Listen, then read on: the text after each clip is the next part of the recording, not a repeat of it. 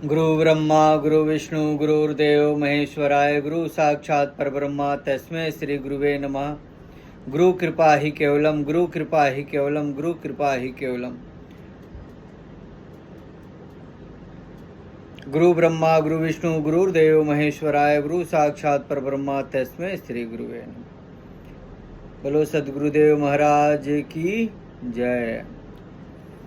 ओम ऐं ह्रीं क्लीं चामुण्डाय विच्चे, ओम ऐं ह्रीं क्लीं चामुण्डाय विच्चे, ओम ऐं ह्रीं क्लीं चामुण्डाय विच्चे। श्री गुरु चरण सरोज रज निज मन मुकुर सुधार, वरुणाय रघुवर विमल जसो जो धायक फलचार।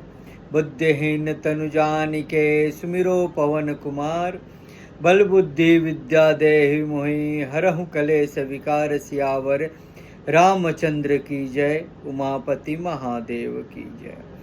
अतुलित बलधामम हेम शैलाम भदेहम धनुज्वन कृशानु ज्ञानी नामम ग्रहणम शकल गुण निधानम बारडाम धीशम रघुपति प्रिय भक्तम वात जातम नमामि। श्यावर रामचंद्र की जय, उमापति महादेव की जय, पवन पुत्र हनुमान की जय। ओम गंगणपते नमः, ओम गंगणपते नमः, ओम गंगणपते नमः। मैं गुरुजी काश्यप आज से श्रीमद् देवी भागवत महापुराण की कथा कहने जा रहा हूँ। माँ भगवती, परा अम्बा शक्ति, माँ भवानी, आदि शक्ति माता, माँ जगदम्बिके, माँ दुर्गे, माँ कामाख्या, भगवती की जो हमारे ऋषि महर्षियों ने श्रीमद् देवी भागवत महापुराण उनके द्वारा रचित यह पुराण सुनने का और सुनाने का सौभाग्य प्राप्त जिस व्यक्ति को भी होता है, वह व्यक्ति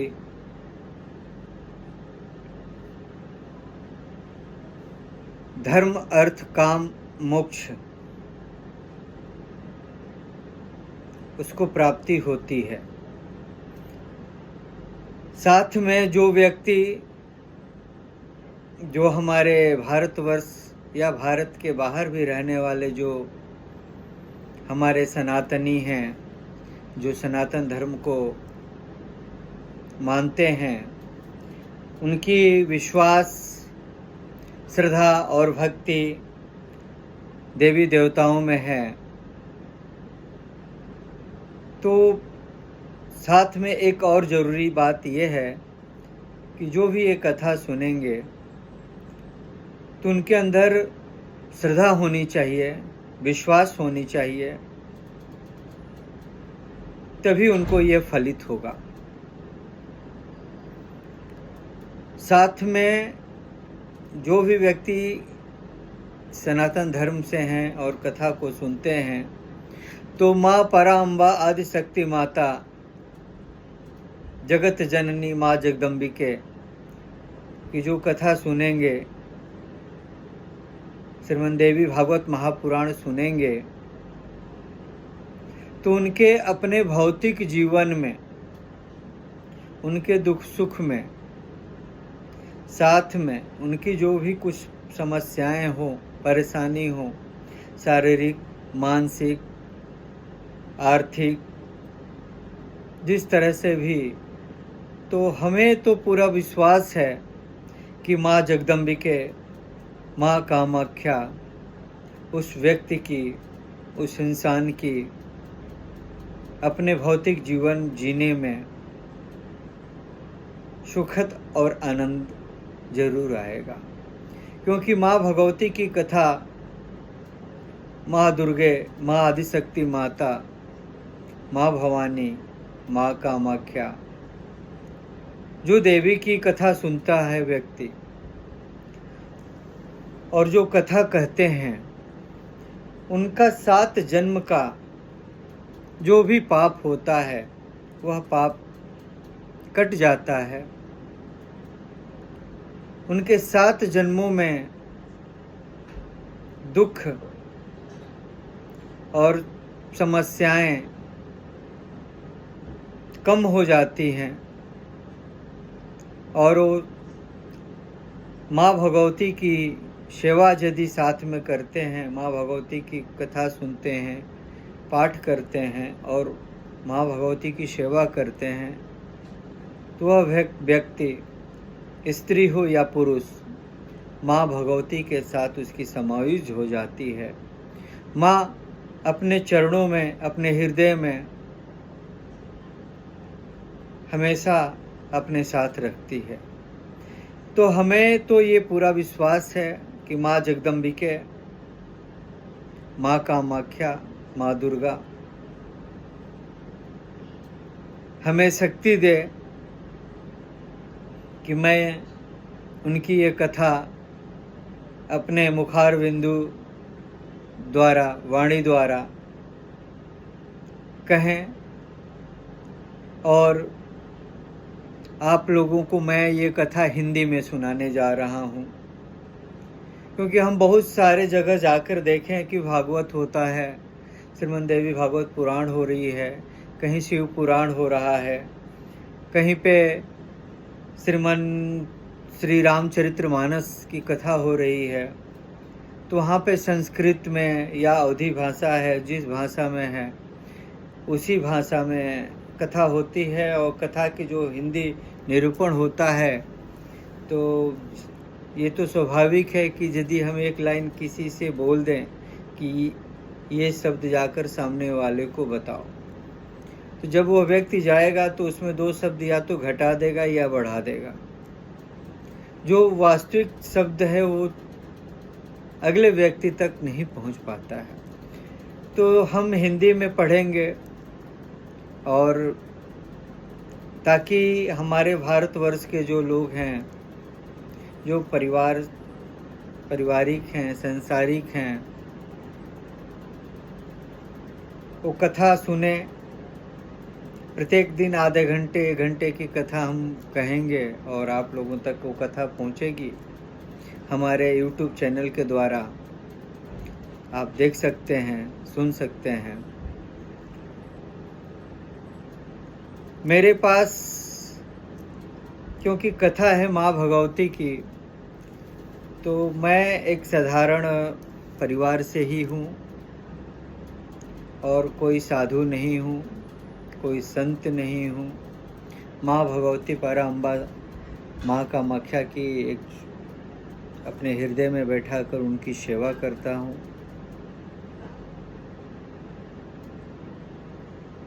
सद्गुरुदेव जी जो हमारे हैं उनकी सेवा करता हूँ।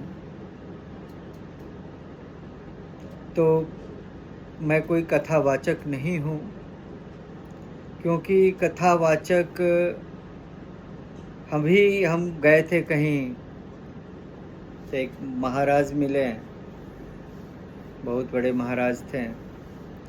तो हम उनसे पूछें कि हम चाहते हैं महाराज जी कि हम भागवत करवाना चाहते हैं, आप भागवत करें।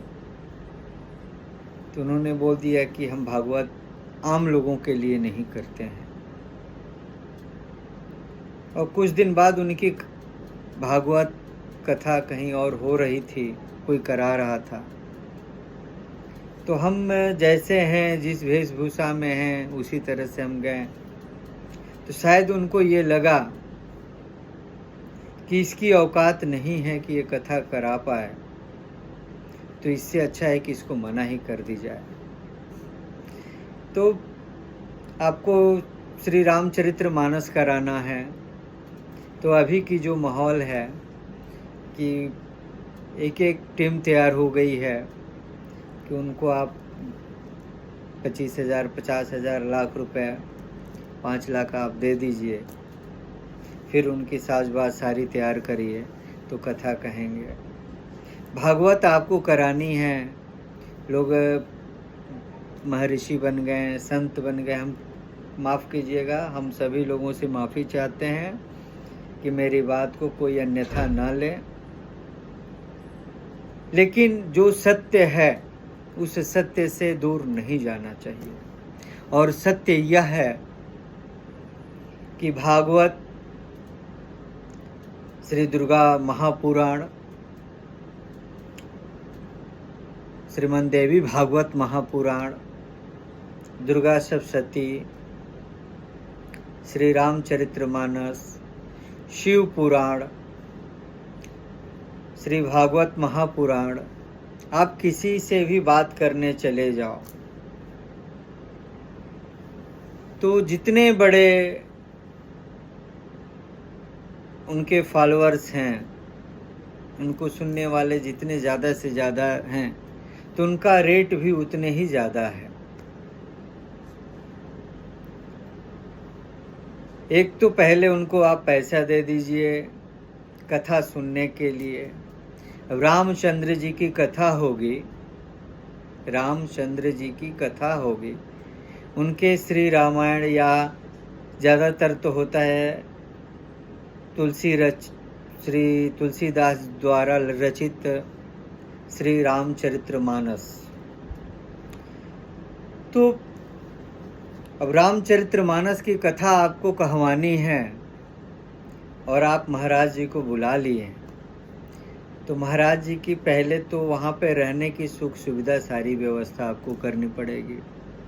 यदि आपके पास क्षमता है तब उनके लिए अच्छा होटल, रहने का, खाने का, ये सुविधा चाहिए। फिर उनकी जो स्टेज बने तो उस पर दोनों तरफ एसी होनी चाहिए, अगर गर्मी का दिन है तो, और ठंडा का दिन है तो गर्म हवा आने वाला मशीन चाहिए।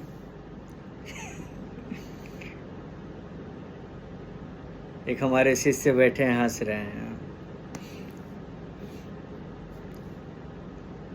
है ना। और फिर साज बाज ढोलक सारी म्यूजिक सिस्टम होनी चाहिए।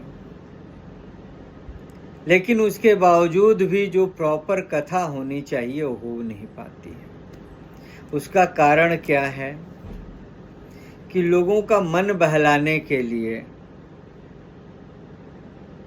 उसमें बीच में गीत भी आ जाएगी, गाना भी आ जाएगी, म्यूजिक बजेगा, लोग झूमेंगे, लोग नाचेंगे। तो यदि आप हमारी बात से सहमत हैं और आप कथा सुन रहे हैं और कथा सुनते सुनते बीच में कोई भक्ति भजन गाना ही बजने लगा और 10 मिनट बजने के बाद फिर कथा अपने जगह पे आया, तो क्या वह बात आपके दिमाग में रहेगी? आप कथा सुन रहे हैं, ना कि मन बहलाने के लिए बैठे हैं, दिल बहलाने के लिए बैठे हैं। अगर हमारी बात बुरा लगे आप लोगों को या किसी को भी लगे तो हम पहले ही नतमस्तक होकर माफ़ी मांगते हैं। सत्य बोल रहे हैं और सत्य सुनने के लिए कलेजा होना चाहिए, हृदय होना चाहिए और सहन क्षमता होना चाहिए। तो शायद अगर किसी को बुरा लगे तो हम पुनः माफ़ी चाहते हैं। भागवत करानी है तो 1 लाख रुपए से लेके करोड़ों रुपए तक यदि आपके पास नहीं है तो जिस स्तर के महाराज आपको बुलानी है तो उसके अनुसार से आपको पैसा पे करना पड़ेगा, देना पड़ेगा, है ना। कथा होती है, कथा में बड़े बड़े ज्ञानी आ रहे हैं, बड़े बड़े महात्मा आते हैं।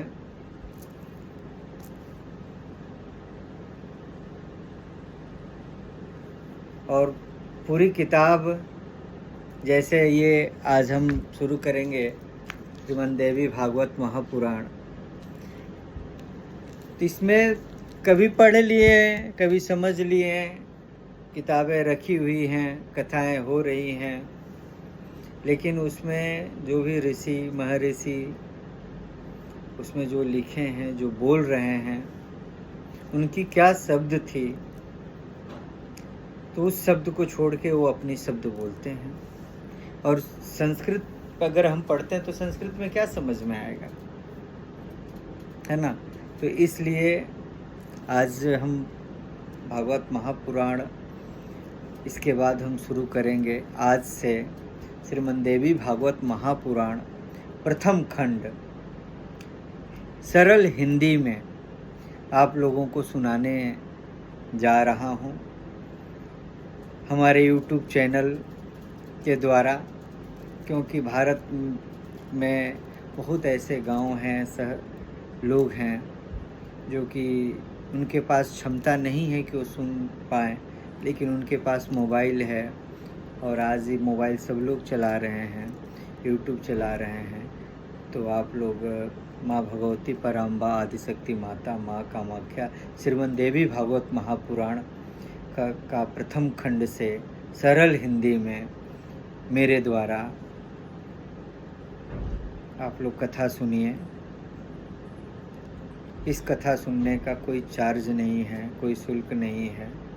हम यही माँ से विनती करते हैं, आदिशक्ति माता से, हे माँ जगत का कल्याण करो, लोगों को सद्बुद्धि दो और जो भी तुम्हारे पास आए श्रद्धा और मन भक्ति से तो उसकी तुम मदद जरूर करो। जय माँ कामाख्या, जय सद्गुरुदेव महाराज।